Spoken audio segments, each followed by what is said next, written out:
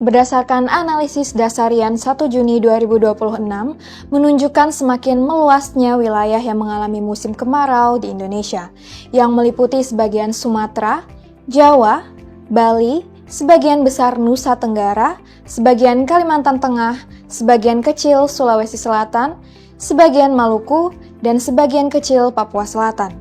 Hal ini mengakibatkan peningkatan jumlah wilayah yang mengalami penurunan curah hujan. Meskipun sebagian besar wilayah Indonesia sudah memasuki musim kemarau, hujan dengan intensitas signifikan masih teramati di beberapa daerah, khususnya di wilayah Indonesia bagian utara dan wilayah ekuator.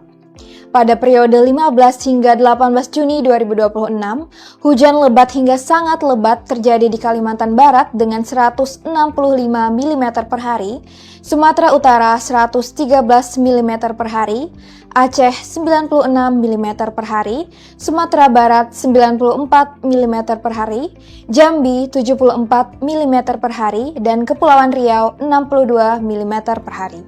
Kejadian hujan ini dipicu oleh fenomena atmosfer seperti aktifnya gelombang Rossby ekuatorial dan Kelvin, serta adanya sirkulasi siklonik. Pada episode kali ini, kita akan membahas potensi hujan menurun, waspada musim kemarau meluas di sejumlah wilayah Indonesia. Bersama saya Sentia, mari kita simak informasi selengkapnya. Sobat BMKG, memasuki dasarian 3 Juni 2026, diperkirakan semakin meluasnya wilayah yang mengalami musim kemarau di Indonesia. Pada periode tersebut, sifat hujan selama musim kemarau secara umum diprediksi berada pada kategori bawah normal, terutama di sebagian besar wilayah Kalimantan, Sulawesi, Maluku, Maluku Utara, dan Papua. Namun masyarakat tetap perlu mewaspadai terhadap potensi cuaca yang dapat berubah sewaktu-waktu.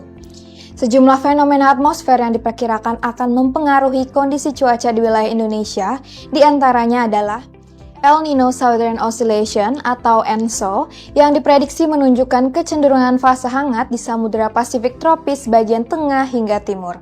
Ditandai dengan indeks Nino 34 sebesar plus 0,92 dan SOI sebesar minus 23,1. Sirkulasi siklonik terbentuk di wilayah Samudra Hindia Barat Sumatera dan Samudra Pasifik Utara Papua Barat dapat memicu terbentuknya pola perlambatan dan pertemuan angin. Kemudian faktor kondisi atmosfer lokal yang masih labil sehingga mendukung proses pertumbuhan awan hujan di beberapa wilayah Indonesia. Kondisi tersebut perlu diwaspadai karena dapat berpotensi hujan di sejumlah wilayah Indonesia.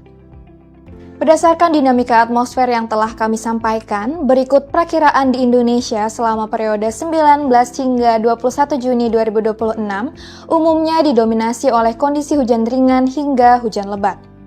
Namun, adanya potensi hujan dengan intensitas lebat hingga sangat lebat yang dapat disertai kilat atau petir dan angin kencang dapat terjadi dengan kategori tingkat peringatan dini siaga di Sumatera Utara dan Kepulauan Bangka Belitung, serta potensi angin kencang di Nusa Tenggara Barat, Nusa Tenggara Timur, dan Maluku. Selanjutnya, cuaca di Indonesia selama periode 22 hingga 25 Juni 2026 umumnya didominasi hujan ringan hingga hujan lebat.